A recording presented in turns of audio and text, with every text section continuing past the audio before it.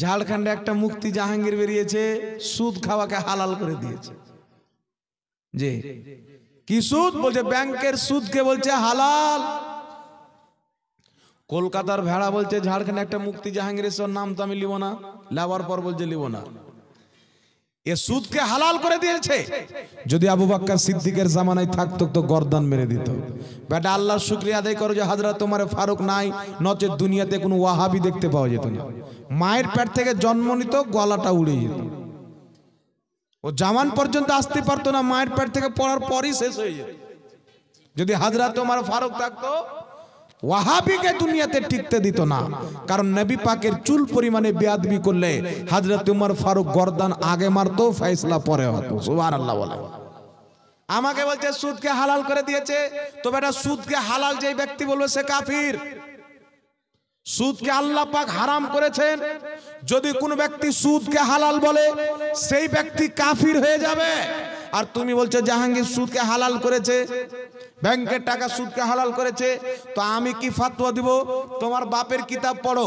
লা মাযহাবিদের বাপ, তাদের সবচাইতে বড় ইমাম ইবনে তাইমিয়া নিজের কিতাব আহকামিশ শরঈয়া, উক্ত কিতাবের মধ্যে লিখছে হারবি কাফির এবং মুসলমানের মাঝে বাড়তি টাকাটা সুদ হয় না, কারণ হারবি কাফিরের সাথে মুসলমানদের আমানত নাই। জোরে বলেন সুবহানাল্লাহ।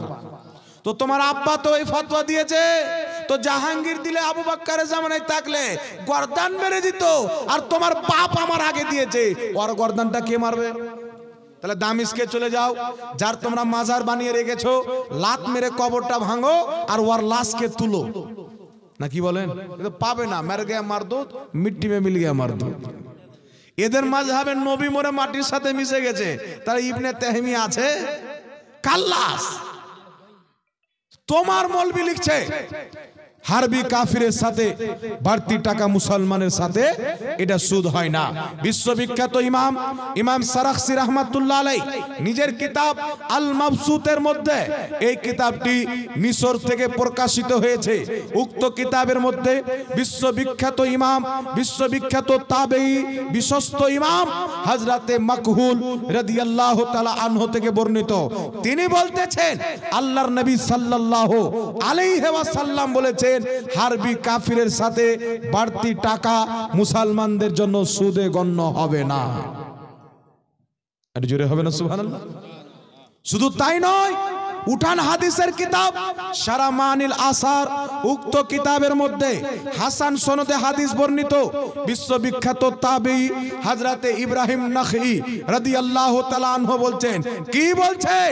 হারবি কাফিরকে 1 দিরহামের বদলে তার কাছ থেকে 2 দিরহাম নিলে এটা সুদে গণ্য হবে না। জোরে বলেন সুবহানাল্লাহ। সুবহানাল্লাহ সুবহানাল্লাহ। এটা পড়াশোনা করে বক্তব্য দিতে হয়। তুমি বলবে সুদ আর সুদ হয়ে যাবে শরীয়ত তোমার বাপে। বর্ধমানের গোপাল ভাড় বলবে এটা সুদ আর সুদ হয়ে যাবে। শাওকাত জোলার বাপের শরীয়ত নয়, আর কলকাতার ভেড়ার বাপের শরীয়ত নয়।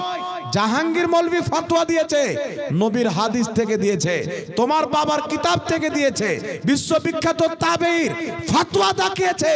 যদি তোমার হিম্মত থাকে একটা দলিল নিয়ে এসো যে হারবি কাফিরের ব্যাংকের টাকা সুদ হবে।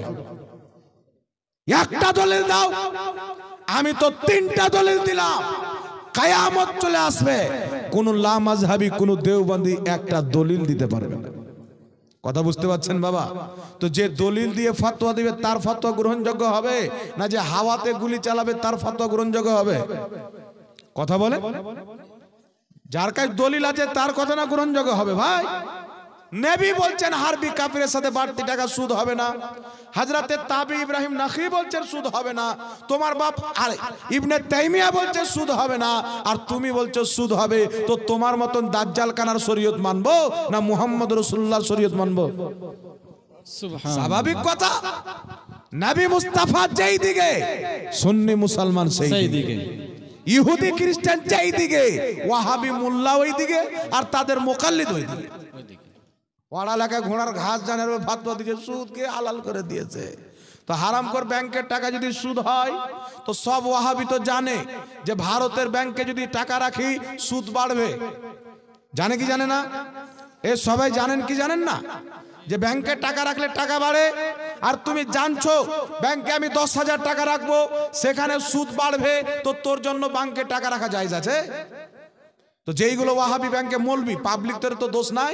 যেই ওয়াহাবি বলছে ভারতবর্ষে হারবি কাফিরের ব্যাংকে বাড়তি টাকাটা সুদ হবে, কাঁচা কমচিলি আর পাছার চামড়া তুলে বলবেন তুই ব্যাংকে রাখছিস কেন টাকা, আরাম কর।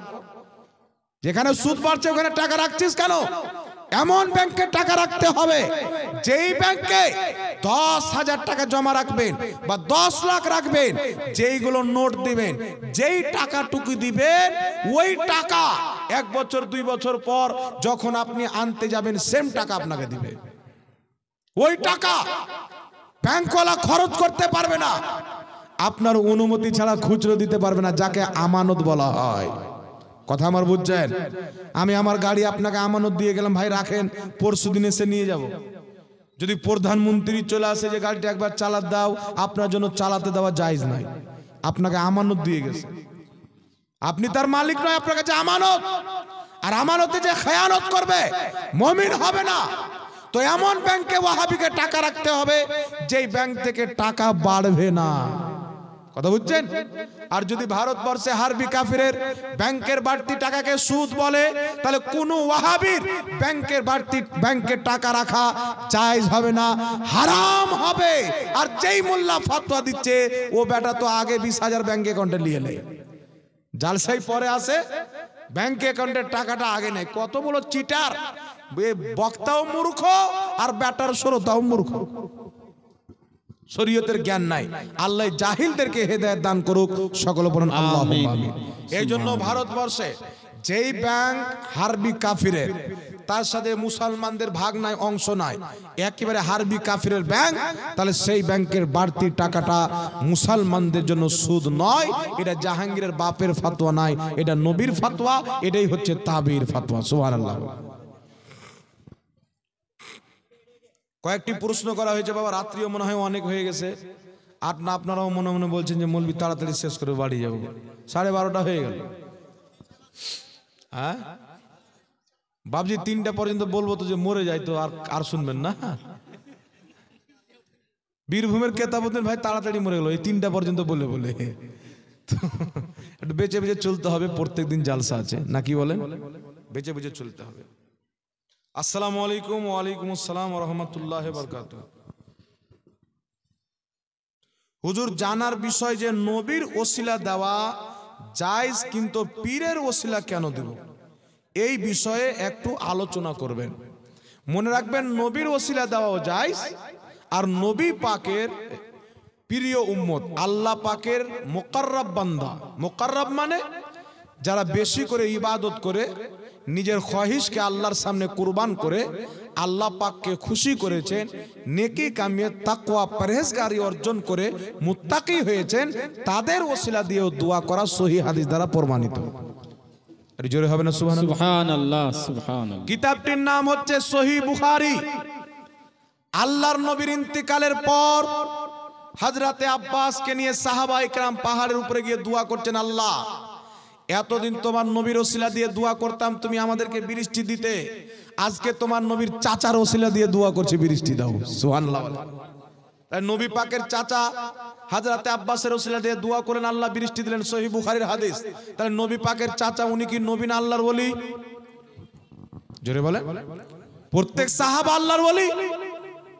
তাহলে বুখারীর হাদিস থেকে প্রমাণ হলো নবীর ওসিলা জায়েজ, নবী ওয়ালারও ওসিলা যায়। সুবহানাল্লাহ, সুবহানাল্লাহ, সুবহানাল্লাহ। এই জন্য ইমাম ইবনে হিব্বান আস-সিকাত কিতাবের মধ্যে লিখেছেন, ইমাম রাজালি নবী পাকের বংশের লোক, সৈয়দ ঘরানার লোক। ইমাম রেজালি রাহমাতুল্লাহ রাদিয়াল্লাহু তাআলা আনহুর ইমাম ইবনে হিব্বান আস-সিকাত কিতাবের মধ্যে লিখছেন, লা মাযহাবিরা কিতাবটিকে সৌদি আরব থেকে ছাপিয়েছে, যে ইমাম রাজালির মাজারে তার ওসিলা দিয়ে যারা দোয়া করে আল্লাহ পাক তাদের দোয়া মুহূর্তের মধ্যে কবুল করে নেয়, ফিরিয়ে দেয় না। জোরে বলুন সুবহানাল্লাহ, সুবহানাল্লাহ। এই জন্য ইমাম যাহাবী রাহমাতুল্লাহ আলাইহি সিয়ার আলামিন নুবালা, লা মাযহাবিদের মাকতাবা সৌদি আরব থেকে ছাপা হয়েছে। ইমাম যাহাবী বলছেন, আদ-দুআ মুস্তাজাবুন ইনদা কুবুরিল আম্বিয়া ওয়াল আউলিয়া, ওলিদের কবরে তাদের ওসিলা দিয়ে যে দোয়া করা হয় সেটাও আল্লাহর দরবারে কবুল হয়। নবীদের কবরে তাদের ওসিলা দিয়ে যে দোয়া করা হয় সেটাও আল্লাহর দরবারে কবুল হয়ে যায়। সুবহানাল্লাহ। সুবহানাল্লাহ। এজন্য সাহাবায়ে কেরাম হযরতে আমির মুআবিয়ার ওসিলা দিয়ে দোয়া করেছেন, ইবনে আব্বাসের ওসিলা দিয়ে দোয়া করেছেন, সহিহ হাদিস দ্বারা প্রমাণিত। এই জন্য কোন আল্লাহর নেক বান্দা হক্কানি পীর ভণ্ড নয় যে মুরিদকে সাজদা করাবে, ও তো জুতাখোর। পীর কি করে হলো? সাজদা একমাত্র আল্লাহকে হবে। তবে কদম বসি যায়, এই কথা মনে রাখবেন। লামাযহাবি বেরিয়েছে, নবী পাক বলেছেন কিয়ামতের পূর্বে দাজ্জাল কানা আসবে, আর ওই দাজ্জাল কানার একটা চোখ হবে, একটা চোখ হবে না। কথা বুঝতে পারলেন? একটা চোখ হবে আর একটা চোখ হবে না। নবী পাক বলছেন ওই আসল দাজ্জাল আসার পূর্বে কিছু মানুষ রূপী দাজ্জাল আসবে। দাজ্জালুনা কাজ্জাব, মানুষ রূপী দাজ্জাল আসবে। এই মানুষ রূপী দাজ্জাল কারা? এই মানুষ রূপী দাজ্জাল হচ্ছে যারা বলতে চায় নবীর ওসিলা চলবে না, ওলির ওসিলা চলবে না, আর হাদিসের অপব্যাখ্যা করে, সুন্নাতকে বিদআত, সুন্নাতকে শিরিক বলে। নবী সাহাবীর সুন্নাতকে কেউ যদি শিরিক বলে তার ঈমানটা থাকবে? এই যে দাজ্জাল কাজ্জাব ঘুরছে আহলে হাদিস নাম দিয়ে, দেওবন্দি নাম দিয়ে, একটু আমার দিকে লক্ষ্য করেন, শুনেন। বাংলাদেশের মাটিতে কিছু আলিম ওলমা আছে, কিছু তো বাংলাদেশে বক্তা আছে আছে না এরকম? বাংলাদেশের মাটিতে হাসির কথা বলি না বাবা, এই মৌলবীর লজ্জা শরম কিছু নাই। বলছে আমরা সুন্নি আর জিকির করছে সিন্নি। জিকির করার ঢং নাই তো স্টেজে জিকির কেন করবো? এই আবার কি জিকির রে বাবা? কালকে কে বলো ধর সালাকে, ধর সালাকে, এটাও জিকির হয়ে যাবে? এরকম ভণ্ড ট্রাক শয়তানের মার্কেট থেকে ভণ্ড ট্রাক আসছিল, আর বাংলাদেশে যেমন এসে উল্টে আমাদের ভারতে আসেনি আলহামদুলিল্লাহ। তো সব ভণ্ড ওখানে পাওয়া যায়। তো বাংলাদেশে হক্কানি আলিম আছে আহলে সুন্নাত ওয়াল জামাতের আলহামদুলিল্লাহ। একজন আলিম আছে, আমি নামটা বলছি না, এই আলিম একটা মাদ্রাসায় ঢুকছে, তো মাদ্রাসায় বাচ্চারা তার পা ধরে সালাম দিচ্ছে, পা চুমুন দিচ্ছে আর সালাম দিচ্ছে। তো অনেক লামাযহাবী ইহুদি খ্রিস্টানদের ঘুমটা মাথায় দিয়ে বলছে শিরিক, ওই যে কদম বসি হারাম, তো শরীয়ত তোর বাপের নাকি যে হারাম? দলিল দাও। আর আমরা দলিল দিচ্ছি, উঠাও। ইবনে মাজাহ শরীফের মধ্যে সহিহ হাদিস, আল্লাহর নবী সাহাবায়ে কেরাম কদম বসি করেছেন, হাতকেও চুমুন দিয়েছেন। জোরে বলেন সুবহানাল্লাহ। সুবহানাল্লাহ। এখন বলে সাহাবা নবীর হাতকে চুমুন দিয়েছেন, কদমকে চুমুন দিয়েছেন, পীর সাহেবের দিয়েছেন, অন্য লোকের দিয়েছেন, জিহাদ দিয়েছেন। কিতাবটির নাম আল আদাবুল মুফরাদ, লেখকের নাম ইমাম বুখারী, হাদিসের কিতাব। সেই কিতাবের মধ্যে সহিহ সনদে হাদিস নিয়েছেন আহলে হাদিসদের বড় আব্বা আলবানী পর্যন্ত হাদিসটিকে আবু দাউদের টিকায় হাসান বলেছেন। হযরতে আলীর সামনে তিনার চাচা হযরতে আব্বাস যখন আসতেন, হযরতে আলী নিজের ঠোঁট লাগিয়ে তিনার পাউকেও চুমন দিতেন, তিনার হাতকেও চুমন দিতেন। সুবহানাল্লাহ। সুবহানাল্লাহ। কদমকেও চুমন দিতেন, হাতকেও চুমন দিতেন। তো কি বোঝা গেল? বাপ বা বাপ মা বা বাপ সমতুল্য ব্যক্তি বা ওস্তাদ, শিক্ষক বা হক্কানি পীর মাশায়েখ, এদের হাতকে পাউকে চুমন দেওয়া হযরতে আলীর সুন্নাত। সুবহানাল্লাহ। সুবহানাল্লাহ। আরে জাহিলের বাচ্চা বলছে শিরিক। তো যেই কাজটা কোরআন হাদিস দ্বারা সহিহ হাদিস দ্বারা প্রমাণিত, এটাকে শিরিক বলে আহলে হাদিস হবে না আহলে আবু জেহেল হবে? কথা বলে আহলে নার, আহলে ইয়াহুদ। আল্লাহর কসম খেয়ে বলি, কোনদিন তারা আহলে হাদিস হতে পারে না, আহলে খাবাসাত। আল্লাহ জাতিকে বাঁচাক এই জাহিল টুপিওয়ালা শয়তানদের ফিতনা থেকে। সকলে পড়ুন আল্লাহুম্মা আমিন। এইজন্য পৃথিবীর মুসলমান নবীর ওসিলাও জায়েজ, হক্কানি আল্লাহর নেক বান্দা পীর বলেন আর ওলি বলেন, তাদের ওসিলাও ইসলামে জায়েজ আছে। আসসালামু আলাইকুম। ওয়া আলাইকুম আসসালাম ওয়া রাহমাতুল্লাহি ওয়া বারাকাতুহু। ওয়া আলাইকুম আসসালাম। হুজুর, আমার জানার বিষয় হলো মৃত্যু ব্যক্তিকে দাফন করার পর তার কবরের পাশে দাঁড়িয়ে আজান দেওয়া যাবে কিনা? ফুকাহায়ে কিরাম মৃত্যু ব্যক্তিকে দাফন করার পর তার কবরের পাশে দাঁড়িয়ে আজান দেওয়াকে মুস্তাহাব লিখেছেন। সুবহানাল্লাহ বলেন। সুবহানাল্লাহ। আল্লাহর নবী বলছেন যখন মুর্দাকে দাফন করা হয় তার কবরে শয়তান আসে। কে আসে? শয়তান এসে তাকে পথভ্রষ্ট করে, ইদিক উদিক করে, যেন উত্তর না দিতে পারে। আর আল্লাহর নবী আরেকটি হাদিসে বলেন আজান শুনে শয়তান পালায়। তাই আজান দিলে কয়েকটি উপকার আছে। এমনিতে রাসূল পাক বলেছেন যে মৃত্যু ব্যক্তিকে দাফন করার পর তোমরা চলে যেও না, অতক্ষণ পর্যন্ত দাঁড়িয়ে থাকার বসে থাকার হুকুম রয়েছে যতক্ষণ পর্যন্ত একটা উট জবাই করে তাকে খালিয়ে তার মাংস বিলানো হয়, এতটুকু সময় পর্যন্ত। বাপ মারা গেছেন, দাফন করার পর বাপের কবরে বসে থাকেন। মা মারা গেছেন, দাফন করার পর মায়ের কবরের পাশে বসে থাকেন। আত্মীয় স্বজন মারা গেছেন, তার কবরের পাশে বসে তালকিন করেন, তার মাগফিরাতের দোয়া করেন। অনুরূপ ভাবে আজান দেওয়াটা মামদু, যাকে মুস্তাহাব বলা হয়, যারা করবে নেকি পাবে। কথা বুঝতে পেরেছেন? ইমামুল ফুকাহা ইমাম ইবনে আবিদিন শামী রাহমাতুল্লাহ আলাইহি নিজের কিতাব ফাতাওয়া শামীর মধ্যে উক্ত আমলটিকে মুস্তাহাব বলেছেন। এটা বেইরুত লেবানন থেকে প্রকাশিত হয়েছে। আসসালামু আলাইকুম। ওয়ালাইকুম আসসালাম ওয়া রাহমাতুল্লাহি ওয়া বারাকাতুহু।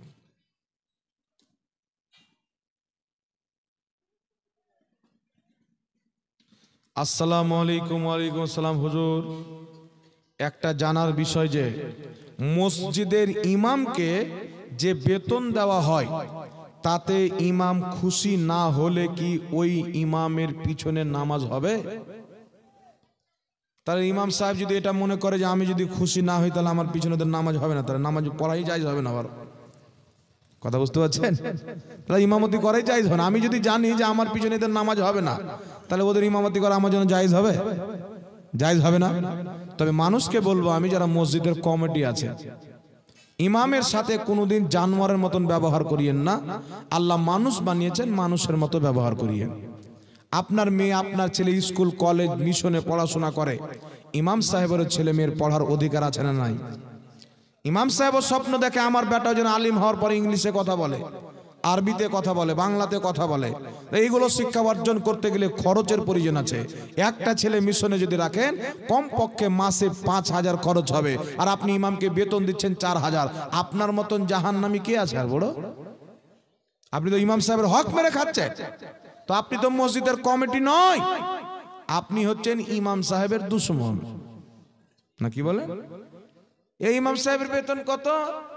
একজন ইমাম সাহেব বলছে হুজুর আমার বেতন হচ্ছে 4,000। তোবা তোবা তোবা। আচ্ছা বলেন তো, এই রানীনগর থানা না কি এটা? রানীতলার মানুষ, আপনারা বলেন তো আব্বা, 4,000 টাকা বেতনের সংসার চলবে? 5,000, 6,000, 10,000ও চল না। এখন খবর আছে আপনাকে, এখন যদি 1 কিলো টমাটোর কিনতে যান তাহলে 150 টাকা লেগে যাবে। এই জন্য সবারই বেতন বাড়ে, কিন্তু ইমাম সাহেবের বেতন বাড়ে না। টমাটোরের দাম বেড়ে যায়, আলুর দাম বেড়ে যায়, ইমাম সাহেবের বাড়াইতে বললে কমিটির লোক বলছে ইমাম চেঞ্জ হয়ে দাও। আল্লাহকে ভয় করেন। ইমাম সাহেবকে একটা উপযুক্ত বেতন আপনাকে দিতে হবে, যাতে তার সংসারও চলে। কেউ অসুস্থ হলে যেন ওষুধও কিনে দিতে পারে, ঈদের দিনে যেন নতুন পোশাকও কিনে দিতে পারে, নিজের ছেলে মেয়েকে যেন স্কুল কলেজ মাদ্রাসায় পড়াশোনাও করাতে পারে। না কি বলেন? ভুল বলছি কি? এই জোরে বলেন কথাটা ভুল বলছি কি? এই ইমাম সাহেবের ছেলে মূর্খ হলো, আমার বাপের কি হলো, বেতন দেবো 4,000।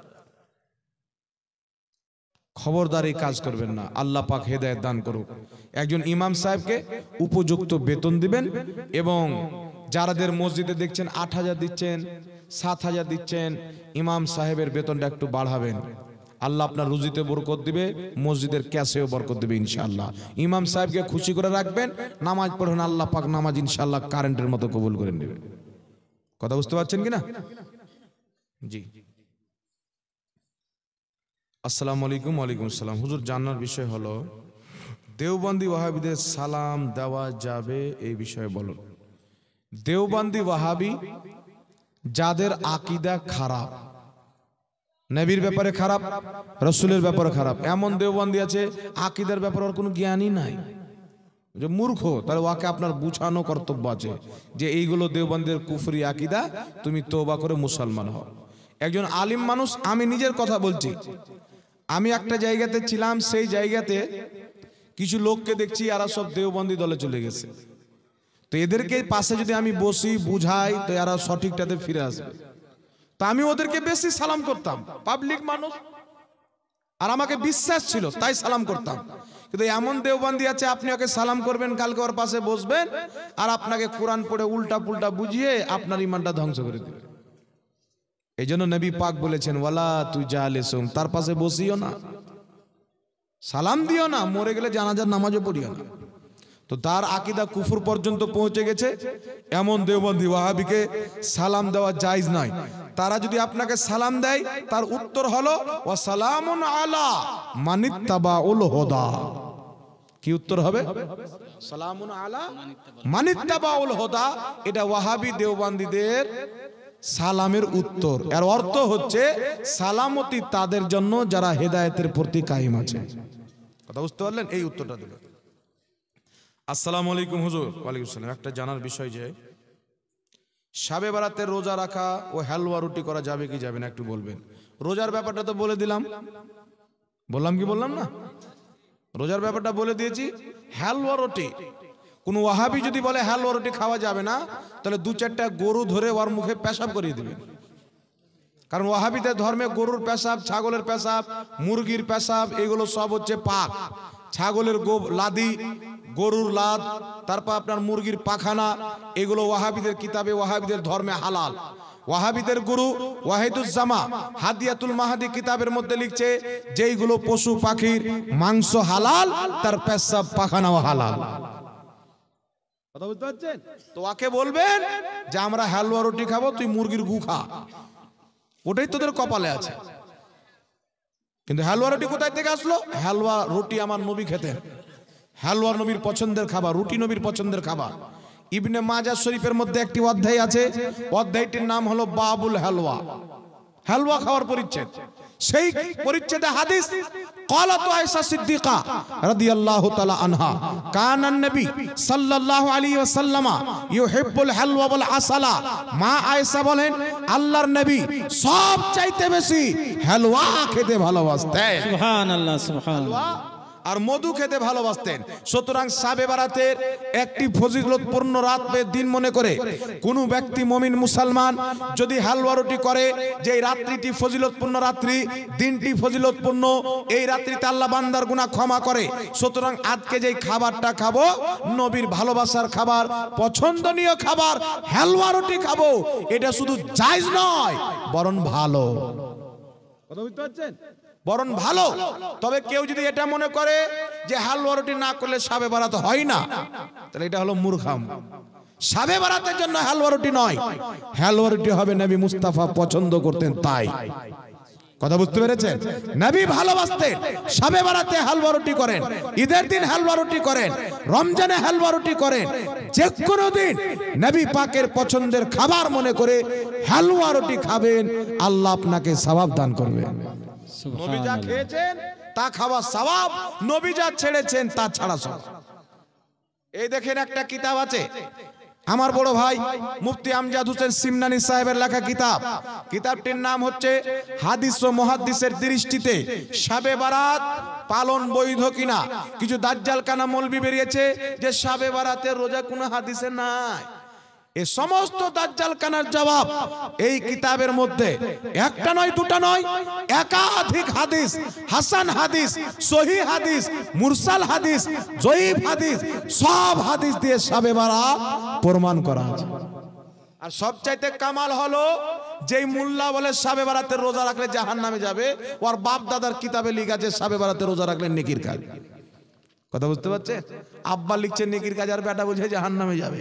তো বেটা বাপ কি জাহান্নামে ঠেলছে, আর নাম ওয়াহাবি। এদের থেকে ঈমান বাঁচাবেন। এই কিতাবটার হাদিয়া হচ্ছে মাত্র 50 টাকা। ক টাকা? ঠান্ডা লেগেছে নাকি ভাই? হ্যাঁ, এইবার হলো। একটু বলেন, মনে হচ্ছে আপনারা ইন্তিকাল করেছেন, জানাজার এলান করে দেবো তো কি করবেন? হ্যাঁ, এই কিতাবটার নাম 50 টাকা দাম। এই কিতাবটির আর একটি কিতাব আছে হাদিস ও মুহাদ্দিসের দৃষ্টিতে সহিহ নামাজ। হাত ঝাড়বা, পাও ঝাড়বা, ফরজ নামাজের পরে বলছে দোয়া করা বিদআত।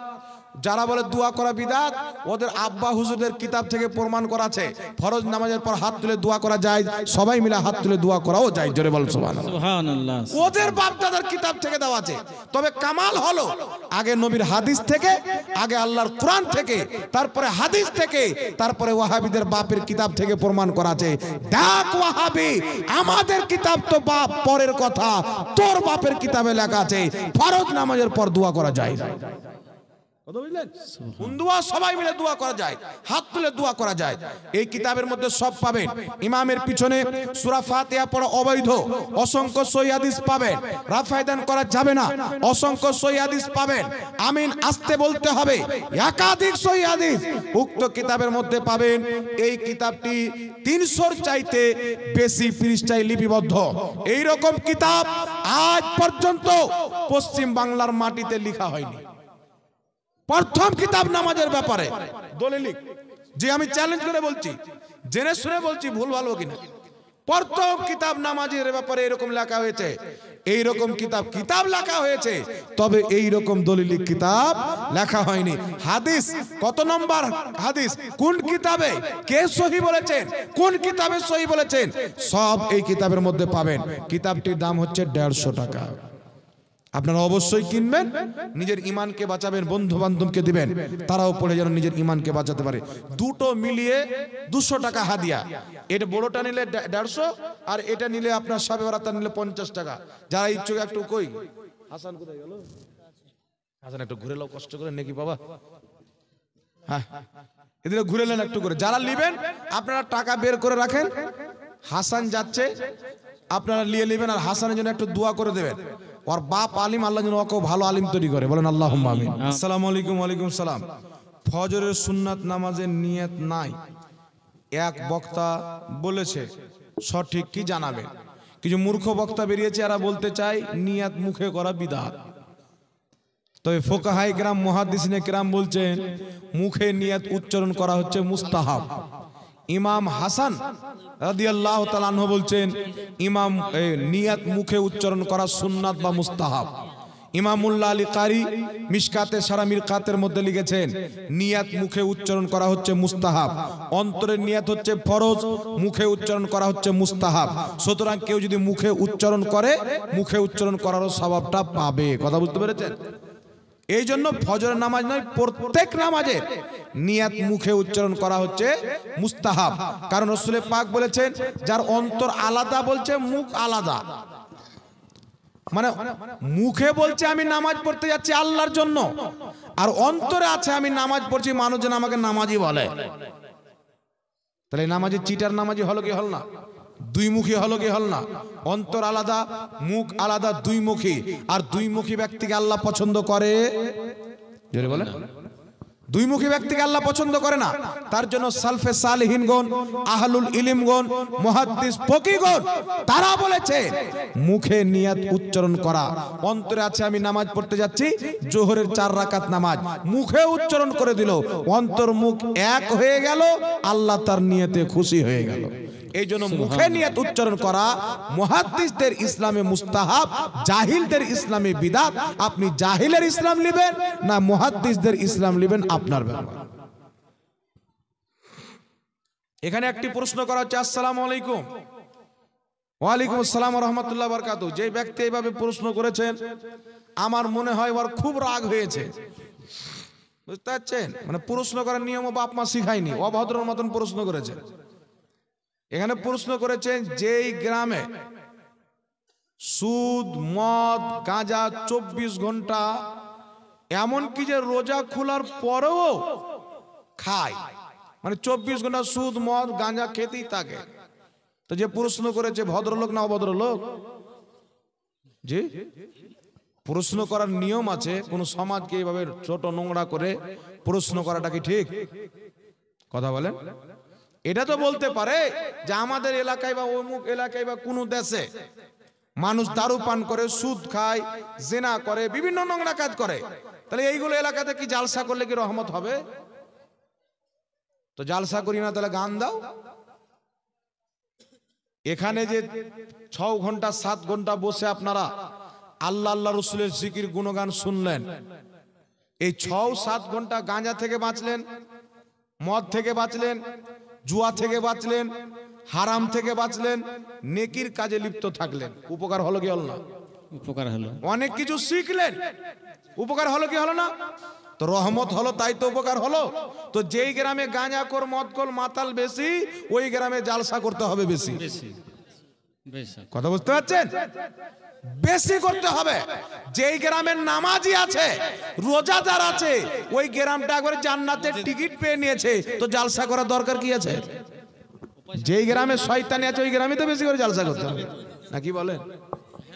জি, তো অবশ্যই জালসা করলে রহমত হবে। এই জালসার ওসিলাতে কেউ না কেউ ইনশাআল্লাহ শুধরাবে, নাকি বলেন? যেই ব্যক্তি দারু পান করবে, রাসূল পাক বলছেন কিয়ামতের ময়দানে সেই ব্যক্তি হাউজে কাউসারের পানি পান করতে পাবে না। মাথার উপরে সূর্য হবে, কলিজা ফেটে যাবে, হাউজে কাউসারের পানি পান পাবেন না, ছটফট ছটফট করবেন। এই জন্য দারু পান করা যাবে? যেই ব্যক্তি দারু পান করে, ওর সামনে সুয়ারের পেশাব দিয়েন আর বলিয়েন যে পান করো, করবে? তো দারু তো সুয়ারের পেশাব চাইতো না পাক, তাহলে লজ্জা শরম নাই, কি করে তুমি পান করো?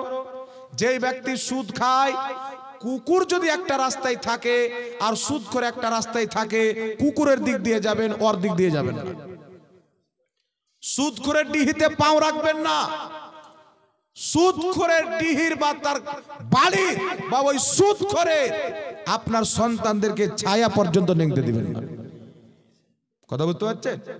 যেই ব্যক্তি সুদ খায় সে আল্লাহর দুশমন, আর যে আল্লাহর দুশমন ও মুসলমানের দুশমন, নাকি বলেন?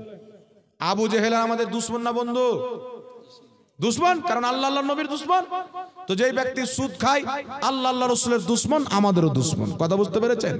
এই জন্য সুদখোরকে কোনোই মতে আল্লাহ পাক মাফ করবে না।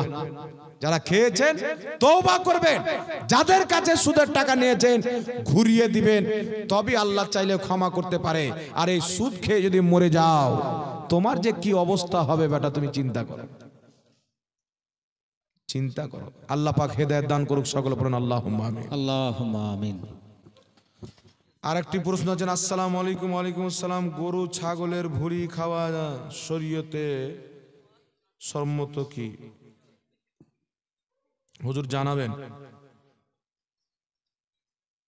আচ্ছা বলেন তো বাবা, ভুঁড়ি গরুর ভুঁড়ি এদিকে লোক খায়? তওবা তওবা আস্তাগফিরুল্লাহ। এদিকে মুসলমান বসবাস করে না খ্রিস্টান? মুসলমান বসবাস করে। আমল হতে পারে নাকি বেধর্মীদের মতন আমল হতে পারে, যেমন নামাজকে ছেড়ে দেওয়া কাফিরদের মতো আমল আছে না? নাই? শুনেন, ভুঁড়ি খাওয়া শরীয়তে মাকরুহে তাহরিমি, নাজায়েজ কবিরা গুনাহ। কথা বুঝতে পারছেন? পেশাব, রাসূল পাক বলছেন পেশাবের থলি পান করা তোমাদের জন্য জায়েজ নাই, কারণ তার মধ্যে নোংরা থাকে। আর যেটা ভুঁটি থাকবে দেখবেন, এই ভুঁটির মধ্যে ভালো জিনিস থাকে না নোংরা জিনিস থাকে? আর জোরে বলেন। ফুকাহায়ে কেরাম রাসূল পাক সাল্লাল্লাহু আলাইহি সাল্লামের হাদিসকে সামনে রেখে এটাই মত জানিয়েছে যে গরু ছাগলের ভুঁটি খাওয়া স্পষ্ট নাজায়েজ। তাহলে খাওয়া যাবে? এই জোরে বলেন, খাওয়া যাবে? এই জন্য খবরদার, ছাগলের হোক গরুর হোক ভুঁড়ি খাবেন না। পয়সা যদি না থাকে ভিক্ষা করবেন, তে মাংস কিনে খাবেন, নাকি বলেন? কিন্তু ভুঁড়ি খেন, ইসলামে ভুঁড়ি খাওয়া জায়েজ নয়।